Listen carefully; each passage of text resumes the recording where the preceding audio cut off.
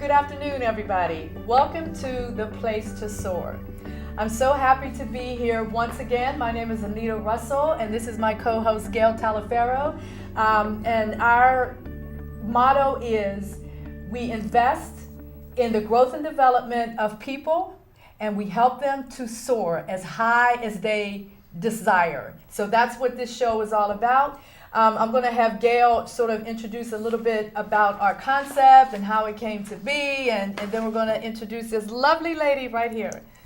Okay, so the Place to SOAR basically it was birthed from Anita Russell. And basically it's to get you to change your life, to inspire you, to step out and redesign you. And we have various topics or segments that Anita will discuss, how we can just motivate, inspire, and do the things that God has intended for our life. So it's really awesome. Yeah, so the concept basically came out of a personal experience that I had myself, and I came up with all of these commandments like managing relationships and community and family and faith and belief and all of that. But the reason we're here today right now is because we want to talk with this lovely young lady. Her name is Carmella Carter.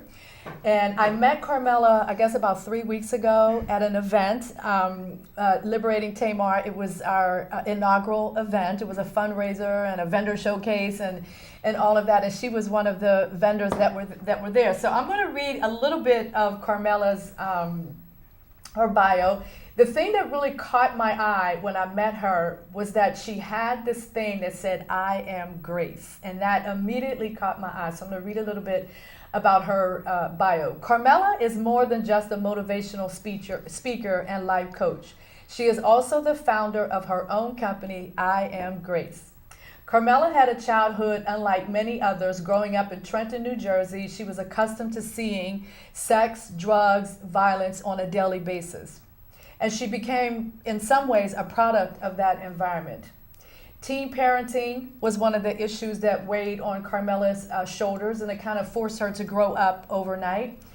3 years after giving birth to her first son, at the age of 19, Carmella became a medical assistant. And I know that had to be an incredible experience in your life. She ultimately transitioned into an administrator and a healthcare instructor for Making Visions Possible, a school-based program in Willingboro High School. And in that capacity, Carmella mentored hundreds of men and women in various age groups to pursue their goals and obtain success. And so that's what I Am Grace is all about. So I would like you to kind of give your own synopsis of who you are and what you're all about and why you're here. Okay, great. So thank you guys so much for having me. I really, really appreciate this opportunity. So I Am Grace, like you said, is birthed from me, from an experience that God told me to do. I Am Grace is showing someone that you can go from being a victim to a victor, that you can take your test and turn it into a testimony, and how you can have your trial and make it a triumph. So that's what I Am Grace is all about. It's about, yes, I went through that, but God's graced me through that experience. And from that experience, I am this person today. So yes, I did grow up in, Trenton, New Jersey. And when I grew up, I became a teenage mother at the age of 16 years old. And I was with a drug dealer. So it was very, very difficult because, here I am pregnant by a drug dealer who was the same age as me. So that did force me to drop out of high school. And then after I dropped out of high school, I just decided to take care of my son. But I knew that I had to give him more than what I was experiencing. Yes. Every day I looked into my son's eyes. I said, he can't have the life that I had. He can't be who I was, or I refused to be to him what my parents were to me. Granted, my parents were loving, but they didn't know how to love beyond their own capacity. So, I transitioned, and then I went back to high school, got my high school diploma, and I became a medical assistant. And becoming a medical assistant was like, oh my God, I remember graduating. And my son, he was like 3 at the time.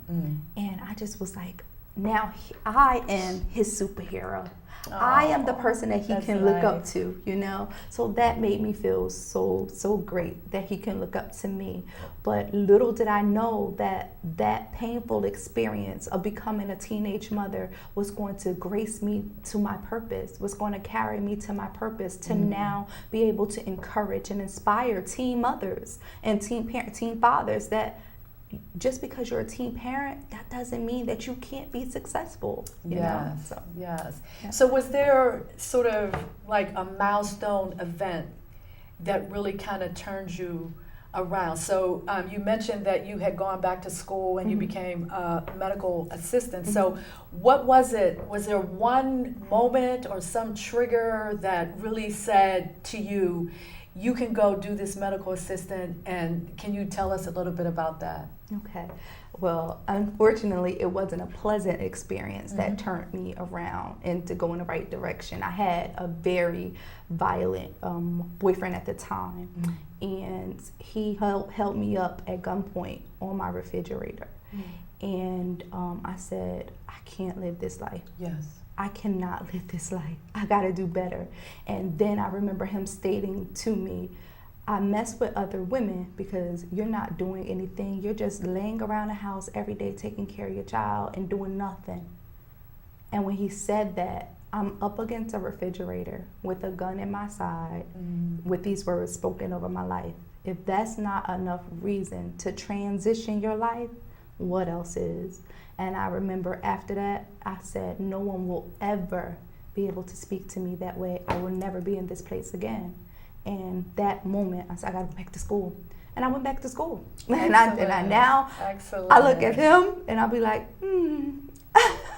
And you know what I like is that, you know, you recognize that not only did you have to do it for yourself, you had to do it for your child. Absolutely. He was the motivator to get you to change because you did not want a generational situation where you're in a negative environment for the child. You know, that's awesome. And we have to think about that. It's not just us, but it's our children that we have to make sure we're in the right environment, motivating them to be more than what they are. Absolutely. Exactly. You know? And with no excuses. Like my son, he's 20, or he'll be 20 October 2nd. 20? He'll be 20 Wow. October 2nd. And yes, I am a 20-year-old. I can't believe it myself. But looking at my life, he can't say I ever settled because of my parents settled. You know, he cannot say that. Well, my mother settled. He has to look at me and say, I gotta go. I gotta go forward. I gotta go achievement. And to God be all glory. Yes. My son didn't become a teen parent. The curse was broken. And I am so happy to say that he's 20 years old and he hasn't given birth to any children. So I'm very, very happy about that. So it just leaves a great foundation for my daughters who are coming up and my other son who's coming up that they won't be teen parents, you know. So it's not the norm, you know, because that's because I broke the generational curse. Absolutely. And with my son, it's like making sure that he's in that environment where I'm motivating a male. Okay, this is how it is around here, but with you, you can do anything that you set your mind to. Absolutely. You don't have to have children just like everybody else. You do it and that's what planned parenting is all about. Absolutely. You plan it. Absolutely. Yeah, Absolutely. awesome. And I like the whole entire concept of breaking that generational curse and breaking that legacy. Same kind of issue with me. I wasn't a teen mom, but I wasn't married when I had my children, and but I was determined that I wasn't going to pass that along to them. Although my older daughter does have a son, but I can honestly say that the values that I instilled in them was different from the values that were kind of instilled in me when I was younger. And that's not to point fingers or that's not to blame or anything like that, but you know, you just kind of get to a point in your life where you just sort of step outside yourself and step outside your circumstances, and you say to yourself, you know, there are certain things that I'm experiencing and certain circumstances that I don't want to pass on to my daughters. So maybe you could talk a little bit about some of that internal conversation. I mean, you talked about it a little bit, but some of that more deeper internal conversation that you were having as you were raising up your children, especially your girls. Yes. Okay. So after I had my son, he was the only child for 8 years because I was determined to be married before I got pregnant again, and had another child out of wedlock. So I did get married at the age of 23, and when I got married, I was pregnant immediately, and my daughters were born in wedlock. So teaching them is different than when I was teaching him. So I was fighting at teaching him till the age of 8 years old to show him greater.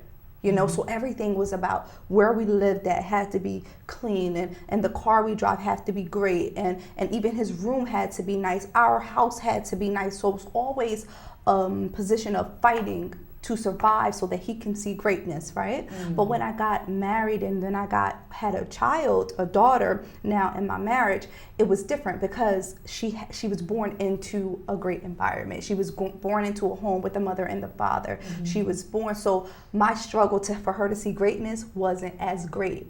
You get what I'm saying? Because greatness she was born into greatness.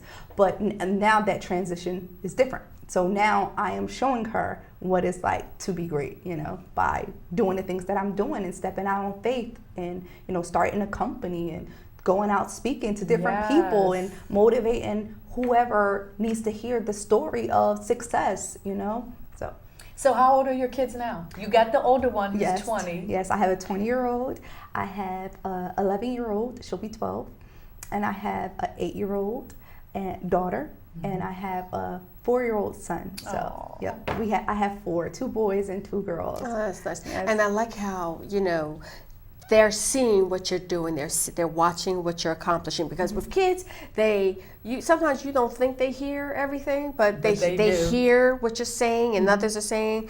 They see what you're doing. Absolutely. And by you doing that can motivate them to do whatever they want to do. Let me tell you the story. So today when I came here, my shirt got done. This Purpose is Greater Than Pain shirt, so support breast cancer awareness, but my book came in the mail. And when my book came in the mail, that's my book, Purpose is Greater Than Pain, my daughter had just came home from school. So I open up the package and I'm crying because I'm just so happy because where I come from, I wasn't supposed to write a book and be a published author. Where I come from, I'm not supposed to be a motivational speaker, I'm supposed to be a drug addict, So when that came in the mail, I don't want to get emotional, but I showed my daughter and I'm like, Sanaya, look, baby, mommy did it. The book is here. She's like, great, Mom. So I'm thinking, I'm crying and I'm like excited, like, woo! She's like, good job, So her level of excitement wasn't what I wanted, but I don't care. She's 11 years old, whatever, but she sees it. But she sees it, and she expected it. Like she didn't expect any less from you being able. So you being able to produce this. That's that's her mom. Yep. Of course my mom can do something like this. But she saw it coming. She saw you working on it. She saw you talking about it. So she just knew that it was going to be birthed. She didn't have that excitement, but she saw you accomplish something that you wanted to achieve in your life. Absolutely. And you planted something inside of her. I hope Definitely. so. I totally hope so. Because of course, as parents, you guys know that we live to make sure that we can be that example of what our children see as success. We want them to look at of course, we want them to see Oprah as successful, or we want them to see even T.D. Jakes as successful. But when they can look at their mother and their father and say, wait, I can do it because my parents did it. I can do it because my mother did it. That's a whole nother The parents are supposed to be the heroes. Absolutely. Yes. Absolutely. I totally agree. Yes. I had an experience when I was younger with my mother, and I can remember when my mother went back to school to get her GED.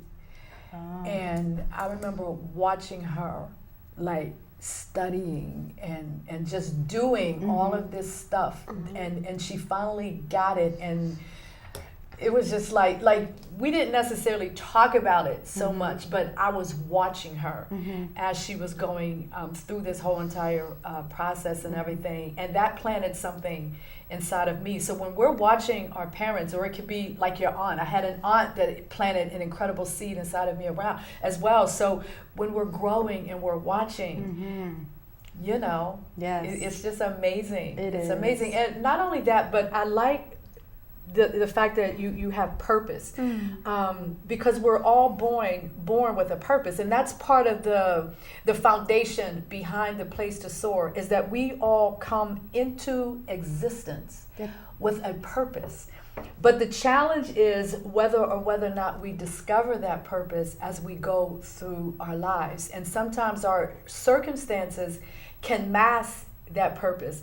And so, and I'm sure you probably did this when your kids were growing up, the things that you spoke into them. You just constantly speaking. I have a 7-year-old grandson, and I tell him all the time, you have greatness inside of you. I'm like, I don't know what you're going to do, but one day you're going to do something great for God. And so that just becomes a part of their growing up and their existence and all of that. And that's what we have to do, is that, especially with young males, because I was a single parent too. I only have the one child, and I knew that it was on me to make sure that I had my parental roles, rights, and responsibilities intact.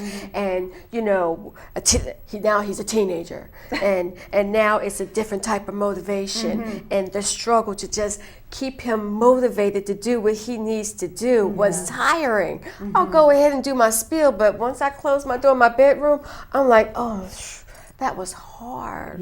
But we gotta motivate our children. I totally agree. One thing, because I work at Willingboro High School right now, and I'm an administrator and a healthcare educator, but I do a lot of one-on-one with students, you know, to inspire them and to help them through school and classes and stuff. But one thing that I do let them know is that success is determined by you. Sometimes we look at TV and we think that's what success is, you know, like our greatest person, one of the greatest people in the United States was Michael Jackson, right? Look at his death. So we looked at him as success. But look at his death. Michael Jackson took medications to help him sleep. So in actuality, was that success? Success is personally defined by everyone. So if we have a janitor working in his field and he's clean, like this room here that we're in, this room can be junky right now had it not been for the cleanup crew. So are they not successful? No, they're successful because we could not be in the studio right now in a clean environment, feeling great about ourselves on TV, being happy without them. So I try to instill into the youth is that no matter what you're doing, you can find purpose and success in that, because nothing, no job is worthless. See, and that is so important that you're doing this with the children, because a lot of times they measure success as having the big house, the fancy cars, but you know, when you talk to people who have money, you know, they're still not happy. You know, success is not based on things. It's not. Success is based on, is personally defined. And if I can't tell a student enough, you know, some students say, well, I want to leave high school and I want to go straight to college, you know, or and I say, okay, that's great. But, and those who are not going straight to college and have to work, they're like, well, they stupid. And I'm like, no, they're not. This is the route that they have to take to where they need to be successful. You know, who says that you have to leave and go straight to college? You get what I'm saying? So we want them to, no doubt. We want them to get education and stuff, and no way am I taking from education, but what I am saying is that success is definitely personally defined. And I teach my children that. So can you shift a little bit and talk about some of your programming? Oh, absolutely. Because I know you do a lot in working with teen mothers and things like that. So if you could share with our audience some of the things that you do with your programming in I Am Grace. Sure. So when I started I Am Grace, I started as a life coach, mentor, and motivational speaker, and now author. So it's different components of I Am Grace. And the life coaching component is either one-on-one or group settings. And in our group settings, we do anger management. We do principles to success. And those are some of the things that we do to teach the groups what's going on. So let's just say I get invited to a school, you know, and they say, well, I want you to teach a course, an 8-week course on anger management. Then I sit and I do that, you know. So it's just me right now, but eventually I want to grow and have a bigger company. But yeah, that's kind of what I do with I Am Grace, and that's the life coaching component. And then I have the motivational speaking component, where I'm invited to different schools or churches or whatever, and I speak according to what they want. So like I know one of the schools that I spoke with, it was the week of respect at their school. So I spoke about respect and how I had to respect myself in order to be where I am, to be an entrepreneur. I had to respect myself more than I respected the streets. Yes. Because a lot of people say, do you respect the streets? Yeah, but I respect myself more. Yes. So I spoke to them about that. And then the mentoring component, it has shifted. God has allowed me to be shifted. So I went from mentoring teens to now mentoring adult women and men. So I'm able to coach all around. So I'm just really, really, really happy about that. So that's some of the things that I Am Grace do, the company. Yeah. So let me ask you a question. Yes. 5 years from now, Mm-hmm. you're the recipient of an award, like a fantastic award. Don't make me cry. So what are people saying about you? And what is the reason that you're receiving that award? It's 5 years from now. Mm-hmm. It's 5 years from now, and I'm in a room full of thousands of people. Yeah. And thousands of people, and I'm receiving an award. Yes. I will receive an award that says probably the Never Give Up Award. You know, never give up, never give up, fight, pursue, conquer. You can do it. They would say about me, this girl has experienced a lot of different pains in her life. Being born into a drug addicted family, being molested, being a teenage mother, to then getting a divorce from an 11-year marriage. And this woman has never given up, not because of her own strength, but all because of the strength of our Father. Yes. And that's what they would say. She never gave up. And that's what I can show women, and that's what I can show, that no matter what your circumstances, grace is favored. Yes. Grace is favored. So are you telling me that when I'm going through my pain, I'm favored? Absolutely. Yes. Absolutely. It's a choice.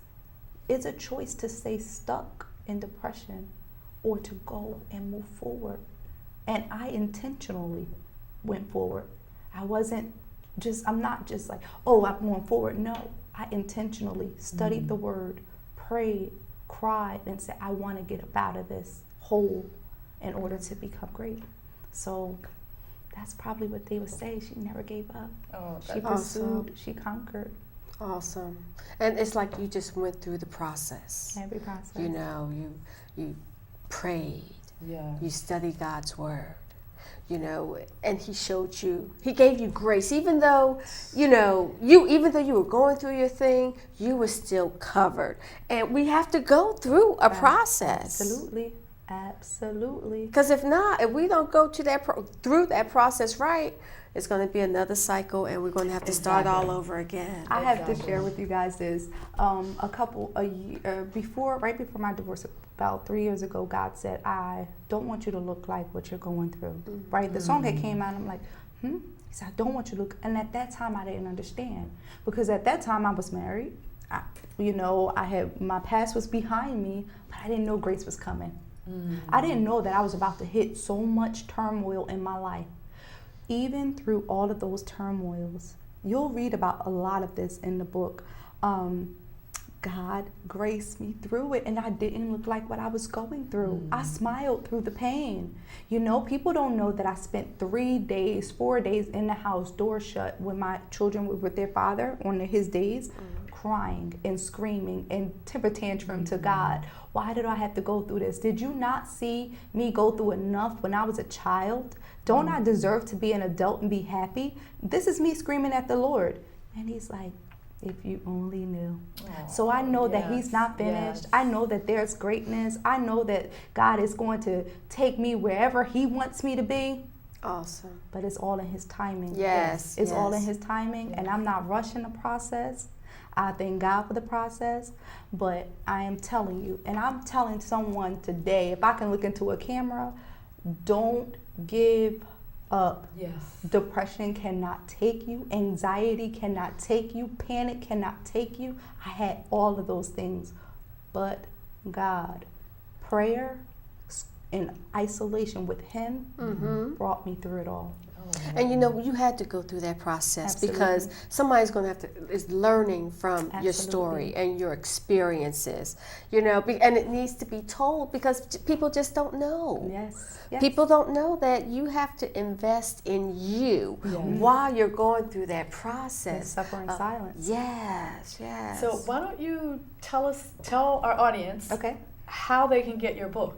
Okay, so the book is going to be, will be on Amazon.com. Okay. So you can definitely order it there. My website is www.carmellacarter, Carmella with 2 L's.com. So you can purchase it through there. You can follow me on any social media network, Instagram, Facebook, and it's Carmella Carter or I Am Grace. And inbox me, email me, however. And also I'm going on a book tour.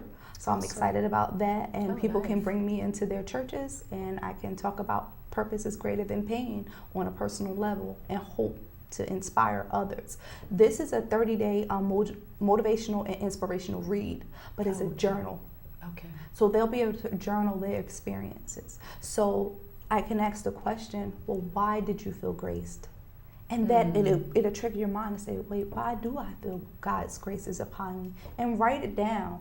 Because you'll be able to use this book later on in life and see the progress that you've made. That's my life coaching portion of my life, to be able to tell people, write down your experiences. And so it's a journal as well. So our time is winding down. Okay. So if you could share with our audience, what is that last nugget of wisdom that you want to leave with our audience? I always say to live life on purpose. Live life purposefully. Everything you do, try to find purpose through it. Even if you're in a little car wreck, try to find purpose. Why did this happen? And then it'll turn every pain into a triumph. Exactly. So say your website and everything one more time, because you want to make sure that our audience caught that. Yes, Carmella Carter. And that's Carmella with 2 L's, carmellacarter.com. And my Facebook is Carmella Carter. And my email address is iamgrace813@gmail.com. So I Am Grace is everything too. My Facebook, I have an I Am Grace Facebook page. I have an I Am Grace Instagram account. So it's I Am Grace and 813. So 813 is the year and month God gave the vision. So yes, that's fantastic. That's for 813. So I'm always using 813. Even my phone number in the middle is 813. Isn't he awesome? Very nice. Yes. Very nice. So for all of you who are out there listening to us, I just wanted to thank you very much for tuning in, and I want to thank our wonderful guest, Carmella Carter. I Am Grace, and purpose is greater than pain. We want to make sure that everybody remembers that. And so this brings our show to a close, and I want to thank everybody for coming to the Place to Soar, the place where you can step out and redesign you. Thank you.